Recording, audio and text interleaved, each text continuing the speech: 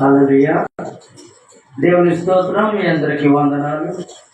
ఈ ఆదివారం పునరుత్థాన దినమున దేవుడు శుక్రవారం పట్టబడి మరి ఆదివారం లేచి నేను సజీవులను, నా శరీరం కుళ్ళు పట్టదని చెప్పిన దేవుడు మరి ఈరోజు మన మధ్యలో ఉన్నాడు. ఎక్కడ ఇద్దరు ముగ్గురు కూడి నా నామములో ప్రార్థన చేస్తారో వారి మధ్యలో ఉంటానన్న దేవుడు. ప్రార్థన చేసుకుందాం. స్తోత్రమయ్యా పరిశుద్ధుడా, పరలోక తండ్రి, నీకు వేలాది కోట్ల స్తుతులు స్తోత్రం ప్రభువా.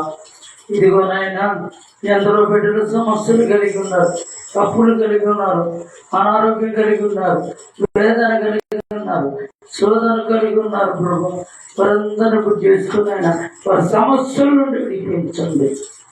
ఇదిగో దేవా, వీడియో చూస్తున్నాం, ఆయా లైవ్ చూస్తున్న ప్రతి బిడ్డలను గుర్తు చేసుకున్నాయన. ఏ బిడ్డ ఏ శ్రమలో ఉన్నారో విడిపించండి. ఆయా సేవకుల కుటుంబాన్ని దీవించండి, విశ్వాస కుటుంబాన్ని దీవించండి. అన్ని జనులు మారుమొచ్చు రక్షణ పొందాలయ్యా. ఆయా వాక్యం లేచుండ వెరక్క మరియా రుకుమారియా దియాల వారికి రమదియాకు రుకుమారమల కావారియాల రికి రమది. తండ్రి ప్రతి బిడ్డని దీవించాలి, ప్రతి బిడ్డ మారుమొచ్చు రక్షణ పొందాలి. వాక్యం లేచుండగా నాయన నీ వాక్యంతో మమ్మల్ని నాయన అనేక మాటలు చెప్పినట్లుగా ప్రభు చేయించి దీవించి ఆశీర్వదించమని ఈ పునరుత్థాన దినమున నాయన అయా మాతో మాట్లాడమని, మా కుటుంబాలతో మాట్లాడమని, మా ప్రాంతాలతో మాట్లాడమని, మా ప్రజలతో మాట్లాడమని యేసు నామములో ప్రార్థిస్తున్నాము తండ్రి. ఆమేన్. ప్రైజ్ లా. దేవుడు మీ అందరినీ దీవించును గాక. ఆమేన్. మరి లూకా సువార్త మరి 16వ అధ్యాయము కొత్త నిబంధన 48వ పేజీ 16:1 చదువుకుందాం. విశ్రాంతి దినము గడిచిపోగానే మగ్దలేని మరియ, యాకోబు తల్లైన మరియ వారి సమాధిలో ప్రవేశించి తెల్లటి నిండు టంకీలు ధరించుకొని ఉన్న ఒక మరుచువాడు కుడివైపు కూర్చున్నట్టు చూచి మిగులు కనుపరుడి. హల్లెలూయా. మరి దేవుడు శుక్రవారము మరి మన సమాధిలో 3 మేకల మధ్య వేలాడి హరిమత్తయ్య ద్వారా తన కొరకు తొలగించిన ఆ సమాధిలో, ధనవంతుడి సమాధిలో యేసు ప్రభువును పెట్టారు. మరి 3 రోజులైంది. మరి 3వ రోజు లేస్తానన్న దేవుడు లేచిండో లేవలేదో అని మగ్దలేని మరియ, సొలోమి, మరి యాకోబు తల్లైన మరియ ఇంకా అనేక మంది కలిసి సుగంధ ద్రవ్యాలు పూజ అక్కడే వెళ్తున్నారట. దేవుడు లెగిస్తా అన్న దేవుడు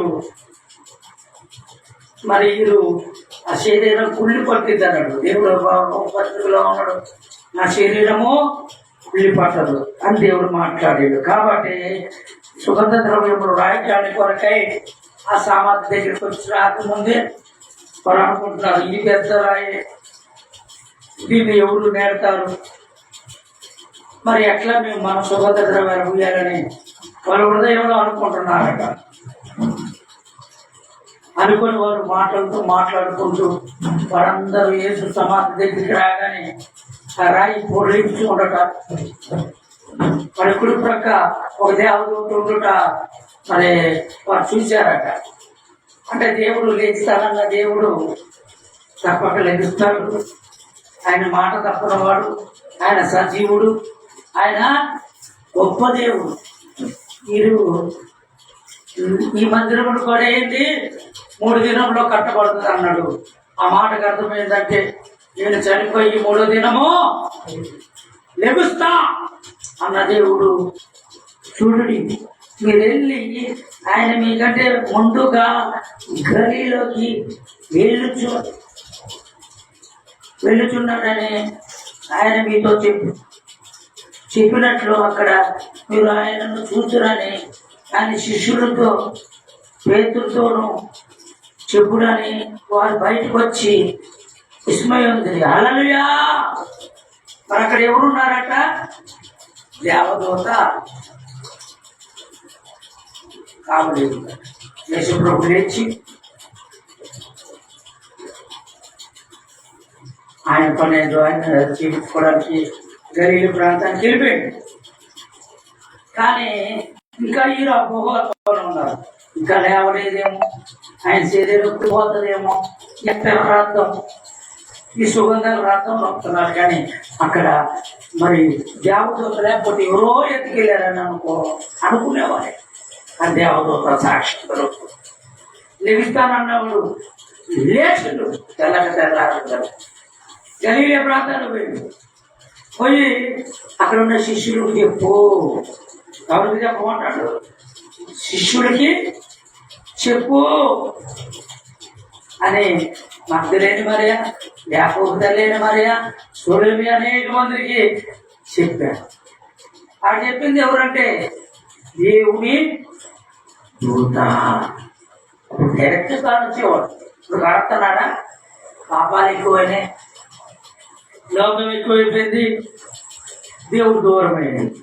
ఒకప్పుడు 1000 సంవత్సరాలు బతికారు, 900 సంవత్సరాలు బతికారు, 800 సంవత్సరాలు బతికారు, మరి 700 సంవత్సరాలు బ్రతికారు, 600, 500 సంవత్సరాలు బ్రతికారు. ఇప్పుడు బతుకుతున్నాడా? కనీసం 50 వచ్చేదా కూడా బతకాలి. దేవుడు కూడా 60 లేదా 70 లేదా 80 ఆయుష్కారం అన్నాడు. అంటే ఆయుషం రొప్పు రోగంతో ఉండాలట. చూడండి, అప్పుడు బతికిన వాళ్ళంతా ఇప్పుడు మనం బ్రతకట్లేదంటే మనకేమో పుణ్యం తక్కువ, పాపం ఎక్కువైపోయిందంట. ఈ పాపం వల్ల ఏమవుతుందంటే మనకి ఆయుష్ తగ్గుతుంది. యవనస్తులైతే ఇంకా ఘోరం, 20 కూడా 22 కూడా దాటట్లా చనిపోతుంది. దేవుడు తక్కువ, లోపం ఎక్కువ. కాబట్టి దేవదూత చెబుతుంటే లేచిండు, నీ దేవుడు లేచిండు, గలీలో పోతాడు చెప్పుడు శిష్యుడు. కానీ మరి అక్కడ మగ్ధలేని మరి వాడితో చెప్పాడు. హల్లెలూయా. కాబట్టి మరి లూకాసు వార్త 24లో 13 వచ్చిన చదువుకుందాం. హల్లెలూయా.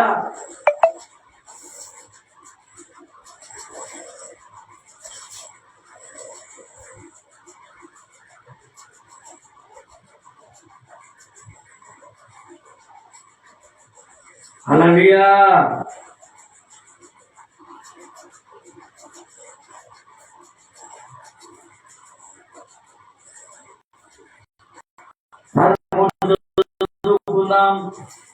ఇదిగో అదే ముందు ఇద్దరు మనుషులు యెరూషలేమును 13 చదువుకుందాం. ఆమె దూరంలో యమాయేన మన ఒక గ్రామంలో వెళ్ళొచ్చు జరిగిన సంగతుల గురించి ఒకరితో ఒకరు సంభాషించుచుంటుంది. వారు సంభాషించుచు ఆలోచించుకొనుచుండగా యేసు తన దగ్గరకు వచ్చి వారితో కూడా నడిచెను. హల్లెలూయా. మరి శిష్యుడు యోహాను, పేతురు ఈ విషయం మగ్ధలేని మరియ ద్వారా సువార్త ఎప్పుడైతే అందించిందో యేసు లేచాడు, గలిలయ ప్రాంతానికి పోతాడు. ఆడడికి వెళ్ళిపోయినట్టు దేవదూత సాక్షి. అలాంటి దేవదూతలు మరి ప్రతి మానవుడితో మాట్లాడారు. ప్రతి మానవుడితో అబ్రహాముతో మాట్లాడారు, ఇస్సాకుతో మాట్లాడారు, యాకోబుతో మాట్లాడారు, మరి మోషేతో మాట్లాడారు, యెహోషువతో మాట్లాడారు, దావీదు సొలొమోనుతో మాట్లాడారు. మరి మనతో మాట్లాడితే మనం లోకం ఎక్కువ, దేవుడు తక్కువ. కాబట్టి దేవుడు మనతో, మన దేవదూతలు కూడా మనతో మాట్లాడట్లేదు. హల్లెలూయా.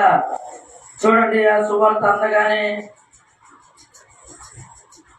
ఇదిగో ఆ దిన ముందే ఇద్దరు యెరూషలేములో ఆమల దూరములో యమాయి అనే గ్రామంకి వెళ్ళొచ్చు. యమాయి అనే గ్రామం వెళ్ళొచ్చు. ఇట్లా అనుకుంటానంట, నజరేయుడైన యేసుని అన్యాయంగా పట్టుకొని సిలువేసి హింసించి బాధ పెట్టి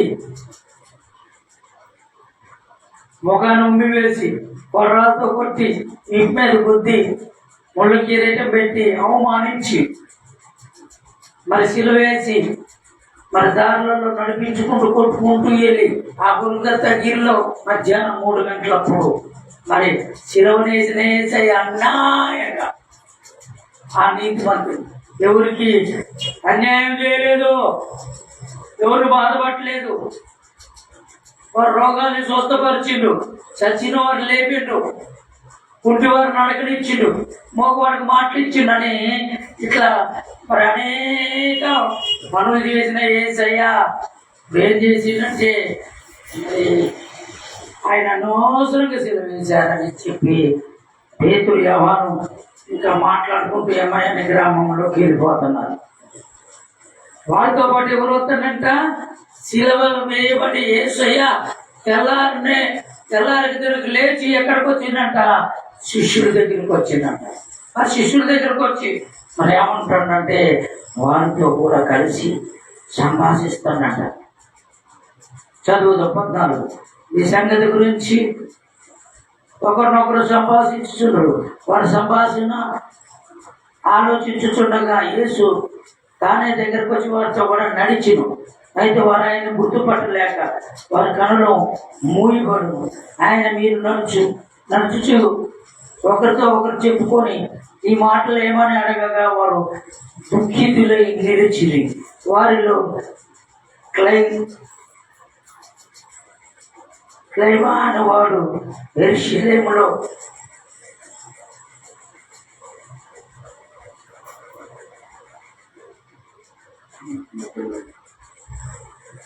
ఆ దినములో అక్కడ జరిగిన సంగతులు ఒకరితో ఒకరు జరగవా అని ఆయన అడిగాను. ఆయన ఏమని వారిని అడిగాను. వారు నజరేయుడైన యేసును గురించి సంగతులు ఆయన దేవుని ఎదుటను ప్రజల ఎదుటను క్రియల్లోనూ వాక్యంలో శక్తి కలిగి ప్రవక్త అయ్యుండను అని ఎవరితో మాట్లాడుతున్నారంటే ఈ మాట దేవుడితోనే మాట్లాడుతున్నారు. 33 సంవత్సరాలు 33.5 సంవత్సరాలు యేసయ్య పక్కనే కొనుక్కొని యేసయ్య ప్రక్కనే కొనుక్కొని యేసయ్యతో తిరిగిన వారు ఇప్పుడు యేసయ్య ఎవరో గుర్తించలేకపోతున్నారు. హల్లెలూయా. ఆ యేసయ్య ఎవరో అని గుర్తించట్లేదట. ఈయన మరి సమాధిలో పెట్టబడి ఉదయాన్నే లేచిండు. అక్కడ దేవతలు వెళ్ళిపోయిందమ్మా అని అక్కడ చెప్పగానే ఇక్కడ ఎమ్మాయమ్మన గ్రామం పేరుతున్న పేతుల వ్యవహారం యేసుప్రభు గురించి మాట్లాడుకుంటూ పోతుంటే వారికి జాయింట్ ఎవరు ఇచ్చారంటే యేసయ్య వచ్చిందట. చూడండి, 2-3 కూడి నా నామం ఎక్కడ నా మాటలు చెప్తున్నారు, కూడి ఉంటారు, వారి మధ్యలో నేను ఉంటాను అన్నాడు. ఇక్కడ ఏ మాటలు చెప్పుకుంటున్నారట? యోహాను పేతురు యేసయ్య మాటలు చెప్పుకుంటున్నారట.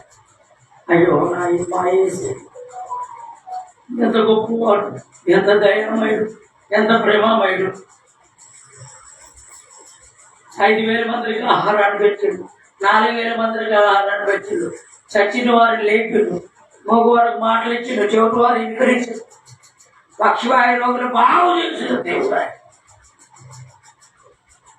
మా యేసయ్యని దశలో వేసి కొట్టి హింసించి 3 రెక్కల మధ్య మేకులు కొట్టి హింసించి బాధ పెట్టించాడు. ఈ మాట ఎవరిది? ఈ మాట ఎవరిదమ్మా? యేసయ్య మాట మాట్లాడుతున్నారు. యోహాను సువార్త 1వ అధ్యాయం ఉన్నది. ఆది యందు వాక్యము ఉండను, వాక్యము దేవుడి వద్దన ఉండను, వాక్యము దేవుడై ఉన్నాడు, వాక్యము దేవుడై ఉన్నాడు. ఆ వాక్యం ఎవరు మాట్లాడుతున్నారంటే పేతురు యోహాను మాట్లాడుతున్నారు. ఎవరి కొరకు అంటే యేసయ్య కొరకు మాట్లాడుతున్నారు. ఎవరు మాట్లాడుతున్నారంటే అయ్యో మన యేసయ్యని అనవసరంగా పట్టుకొని హింసించి బాధ పెట్టి శిలవేశారే సమయం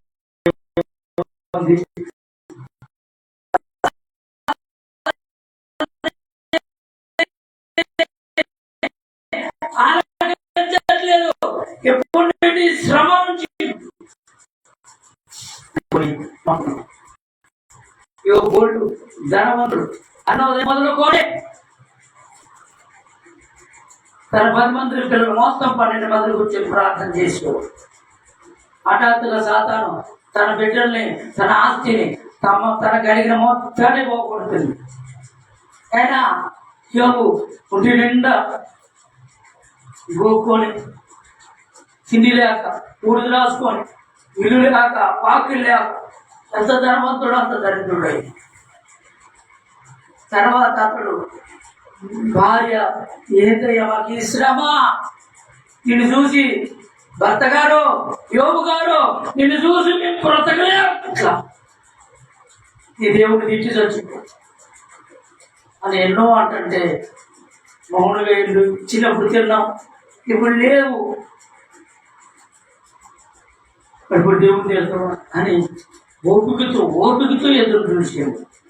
ఆయన ఓపికను బట్టి ఉన్నదానికంటే 2 ఇంతల ఆశీర్వదించిందంట. మన శ్రమ వచ్చినప్పుడు మన సహాయం అయ్యే తిడతా ఉంటుంటాం. ఆయన మన తండ్రి, ఆయన మన బిడ్డను. తండ్రిని తిట్టే హక్కు ఎవరికి ఉంటుంది? మన బిడ్డలకి ఏముంటుంది? శ్రమ వచ్చినప్పుడు, మరి బాధ వచ్చినప్పుడు, మరి కోపం వచ్చినప్పుడు ఎవరినంట? మన తండ్రినే అంటాం. కానీ ఆయన దయామయుడు, ఆయన ప్రేమించేవాడు. మరి యోగు భార్య ఎంతన్నా ఏ ఒక్క మాట వలకపోయినా దేవుడు యోగును బట్టి వాళ్ళంటే 2 ఇంతలు ఆశీర్వదించింది. కాకపోతే మన శ్రమను తట్టుకోలేక, బాధలు తట్టుకోలేక, ఇరుకులు తట్టుకోలేక, ఇబ్బందులు అప్పులు తట్టుకోలేక మన దేవుని తీరుతూనే ఉంటుంది. కొందరైతే దేవుడిని వదిలేసి లోకంలో పట్టుకోవాలి. నాకు ఈ దేవుడు, నాకు ఇస్తున్నాము అని వెళ్ళిపోతూ ఉంటారు. చూడండి, యేసయ్య పరలోకం నుండి వచ్చి మనుషుల కొరకై మరి మరణించి మరి 3వ దినం లేచి ఎవరితో పాటు నడుతుంటే తెలుసా? శిష్యులతో ఎమ్మాయి అనే గ్రామానికి వెళ్తాను. వారు అనుకుంటున్నారు ఎవరు మాటని మన యేసయ్యను పట్టుకొని సిలువ వేసి హింసించి బాధ పెట్టి 3 బ్రేకుల మధ్య ఒక ధనవంతుడు సమాధిలో పెట్టబడ్డాడు. అయ్యో అని చెప్పుకుంటే వారికి జాయింట్ ఎవరైనంటే యేసు ప్రభు వారితో పాటు వచ్చిందట. హల్లెలూయా. చదువులో ముందు ఎవరు లేదు. మరి 15 వచ్చిన వారు సంపాదించుతుండగా యేసు తన దగ్గరకు వచ్చి వారితో కూడా నడిచాను. అయితే వారు ఆయనను పెట్టకుండా వారు కనులు మూయబడను. ఎవరు పోతున్నారు? ఇది దేవుడు కాదమ్మా. సాతాను దేవుడు గ్రహించకుండా, సాతాను దేవుడు తెలుసుకోకుండా, సాతాను దేవుని మీద భక్తి లేకుండా మనుషులందరూ హృదయాలను మూసేస్తాను.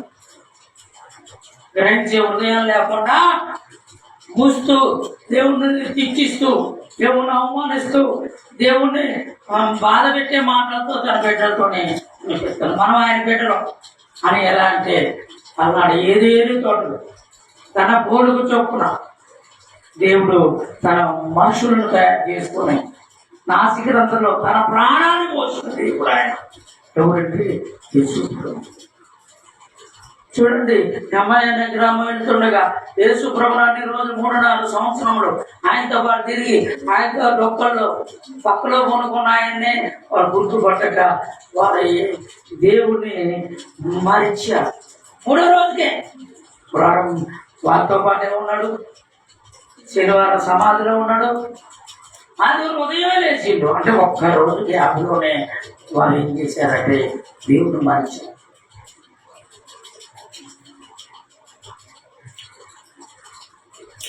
వారితో నడిచింది. అయితే వారు ఆయన్ని గుర్తుపట్టలేక వారి కనులు మూయబడిను. ఆయన మీరు నడుచుతూ ఒకరితో ఒకరు చెప్పుకుంటున్న ఈ మాటలు ఏమని అడగాగా వారు దుఃఖముక్కులై నిలిచింది. వారు క్లోయాపు అని వారు యెరూషలేములో ఆ దినంలో అక్కడ జరిగిన సంగతులు నేనొక్కడనే ఎరగవా అని ఆయన అడిగిన. ఆయన అవి వినినని వారిని అడిగిన. వారు నజరేయుడైన యేసును గురించి సంగతులే.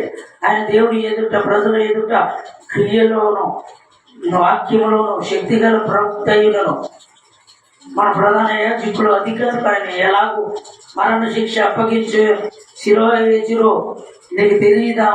ఇశ్రాయేలు వివేచబో ఆయనే మేము నిరీక్షించుతున్నాము. హల్లెలూయా. యేసుతోనే వీళ్ళు చెబుతున్నారు. ఏం జరిగిందయ్యా?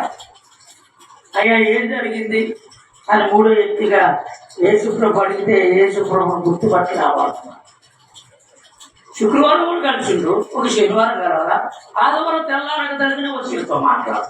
మధ్యలో గ్యాప్ వచ్చిందంటే ఒక్క రోజుకి 3.5 సంవత్సరాలు కలిసి ఉన్న వీళ్ళు గుర్తించలేకపోయారు. వాళ్ళు దుఃఖక్రాంతులై ఉన్నారు, బాధతో ఉన్నారు. మరి అక్కడ మాట్లాడేది ఏసయ్యా, మరి ఏదో మనుషులని కూడా అర్థం అవ్వబోతున్నారట. అక్కడ ఏసు వాక్యాన్ని పలకగా ఏసయ్య వారి మధ్యలోకి వచ్చింది. ఈరోజు మనం ఏసయ్య మాట మాట్లాడుతుంటే మన మధ్యలో ఉండడా? అన్నీ తెలిసింది. మహాజ్ఞాని ఆయన, సులభన కంటే గొప్పవాడు, కానీ మన జ్ఞానవంతులు అనుకుంటాం. ఒకడు అంటుండంట, ఒక మర్రి చెట్టు కింద కొనుక్కుంటాడంట. మర్రి చెట్టు చిన్న ఉంటుంది కదా, చాలా ఉంటుంది. మర్రి చెట్టు కాయ ఎంత ఉంటుంది? చెట్టు పెద్ద ఉంటుంది, కాయ నేల వైపు చూడగా ఒక గుమ్మడికాయ తీగ ఉందంట. అది సన్నటి తీగతో కొంచెమే ఉందంట. కాయలు విస్తారంగా ఉన్నాయంట. ఆ కాయలు తెంపున్నాయంట. దేవుడు అంత జ్ఞానహీనుడు, తెలివి లేదు, బుద్ధి లేదు. అంత మాట చెట్టుకేమో ఇంత కాయ పెట్టిండు, ఇంత తీర్చాము, ఇంతతో కాయలు పెట్టిండు అని దేవుడు నిందిస్తూ అవమానిస్తూ, ఇంత తిరిగి తిక్కలోడు, ఇంత తిరిగి లేని వాడు అని దేవుడిని తీరుతానంట. అలా తిట్టుకుంటూ నేను నిద్రలో దాడుకున్నాను. నేను ఒక నిద్ర తీసి లిక్కిమని లేచిందంట. ఎందుకు లేచిందంటే మర్రికాయ ఒకటి తింటే ఉంటుంది, అది వచ్చి మొక్క టాప్ తగిలింది. తగలగానే సురకం అంది. లేచి కూర్చొని ఇంటికాయ తగిలితే నేను సురుకు తగిలింది. అదే ఆ గుమ్మడికాయ తగిలితే చూడుకునేవాడిని. దేవుడు బుద్ధిహీనుడు కాదు, జ్ఞానవంతుడు. నేనే బుద్ధిహీనుడు దేవ. అదే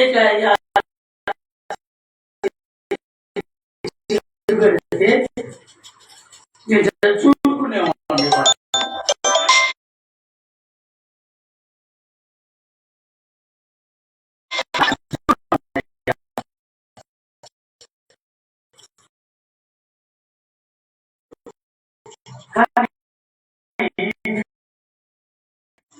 శివపోయి మాట్లాడాలి.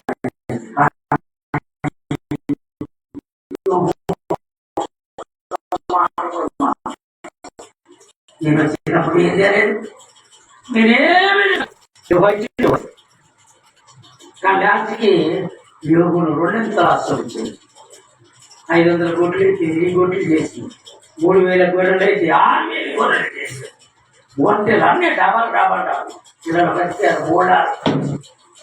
ముడి విడగట్ట పోవాడు కట్టేసి. ఒకప్పుడు మనం మంచిగా బతుకుంటాం, మంచిగా తినుంటాం. ఈరోజు తినడానికి ఇబ్బంది పడతాం, అవమానాలతో ఉంటాం. రేపు బావుగా దేవుడు ఖచ్చితంగా ప్రతి బిడ్డను దీవిస్తాడు. శ్రమ వచ్చినప్పుడు కుమిలిపోయి కాదు, శ్రమని సంతోషాన్ని సమానంగా చూసుకుంటూ ఎవరి వైపు చూడాలంట. 121 కీర్తన చదువుకుందాం. ఎవరి వైపు చూద్దాం? 121 కీర్తన చదువుకుందాం.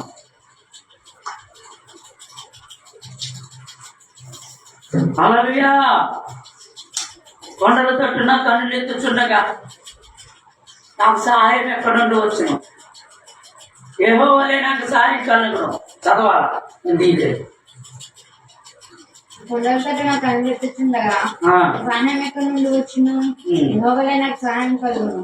భూమి ఆకాశమును సృజించిన వాడు, ఆయనని పాదములు త్రట్టనియ్యడు. ఆయన కాపాడువాడు కునుకడు, ఇశ్రాయేలును కాపాడువాడు కునుకడు, నిద్రపోడు. నిన్ను కాపాడువాడు యెహోవాయే నిన్ను కాపాడును. హల్లెలూయా. మనం ఎటువైపు చూడాలంట? ఆకాశం వైపు చూడాలంట. ఆకాశం వైపు చూసి, దేవా నన్ను ఎప్పుడు దీవిస్తావయ్యా, నన్ను ఎప్పుడు ఆశీర్వదిస్తావు, ఈ శ్రమ నుండి ఎప్పుడు ఎడుతావు, ఈ బాధ నుంచి ఎప్పుడు ఎడుకొస్తావు, ఈ వేళ నుంచి ఎప్పుడు ఎడుకొస్తావయ్యా. మన ఆకాశం వైపు చూసి ప్రార్థన చేయాలి.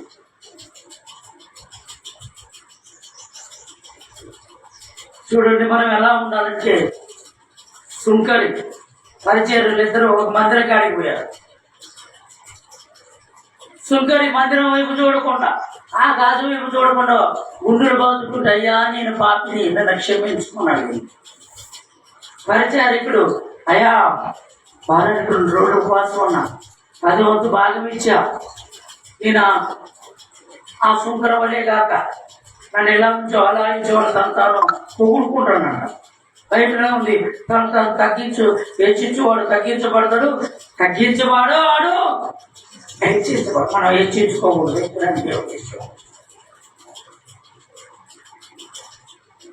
ఈ ఇద్దరు ప్రార్థన ఎవరికి అన్నాడంటే, దేవుడు సుంకరి ప్రార్థన విన్నాడు. నేను పాపని ప్రతి నిమిషం క్షమించమని అడగాల దేవుడు. అయ్యా నన్ను క్షమించమని దేవుడిని అడుగుతూ ఉండాలి. ప్రతి విషయంలో క్షమించండి అయ్యా అన్నాడు.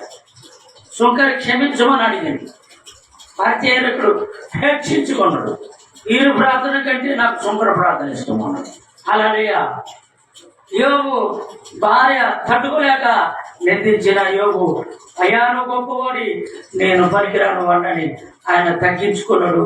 రాత్రికి డబల్ ఆశీర్వాదం వచ్చి చూడండి, ఒక్కరోజే గ్యాప్ శిష్యుడికి, ఏసైకి ఒక్కరోజే గ్యాప్, ఈలోనే మర్చిపోయాడు. హల్లెలూయా.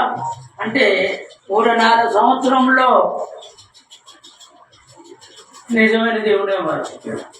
ఏం మాట్లాడుకుంటున్నాను, యేసు ప్రభు అడిగితే అయ్యా ఏసై ఇది అది ఇది అని చెప్పుకుంటూ దుఃఖిస్తున్నారు. తర్వాత మనం కొంచెం పైకి వెళ్తే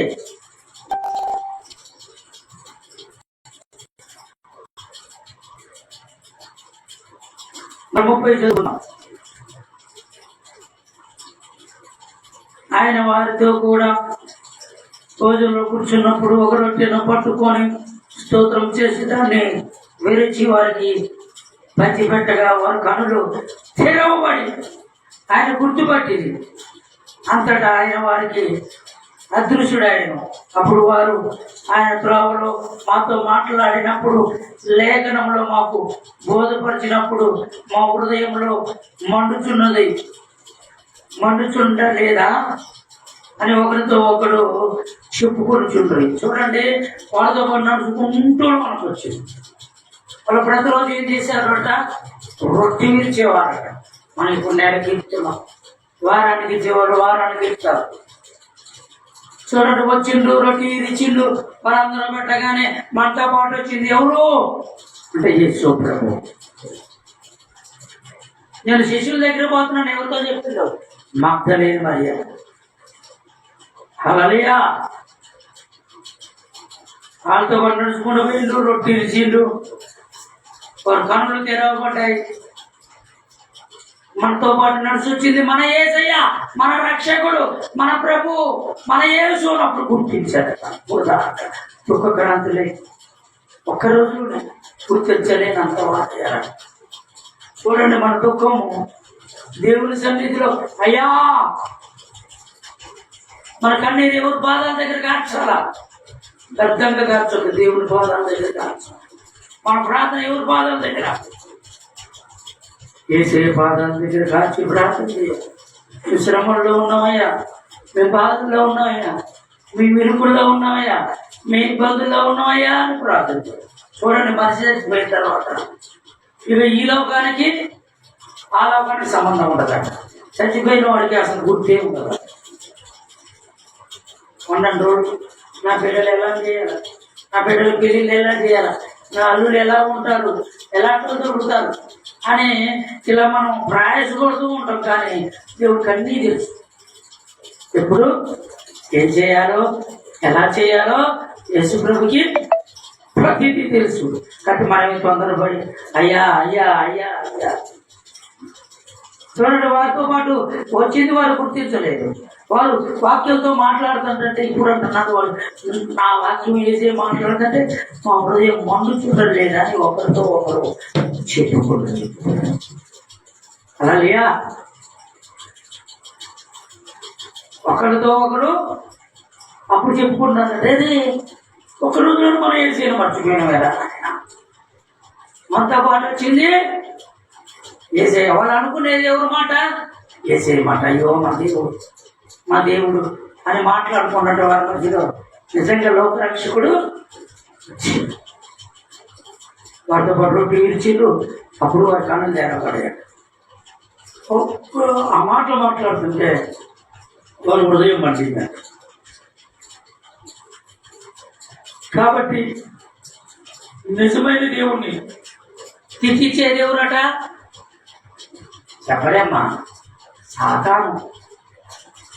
నిజమైన దేవుని అవమానపరిచేదేదంట సాతాను.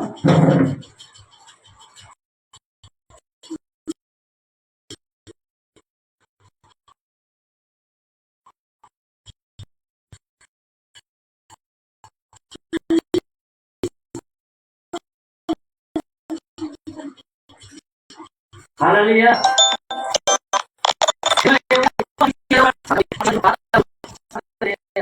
12 మంది శిష్యులతో మాట్లాడాము, పేతురు యోహానుతో మాట్లాడాము.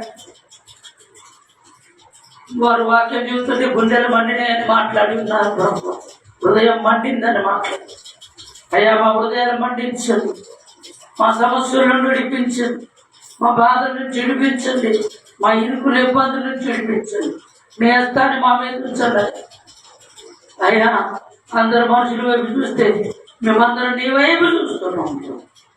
మా శ్రమలన్నింటినీ విడిపించి మమ్మల్ని దీవించి ఆశీర్వదించను.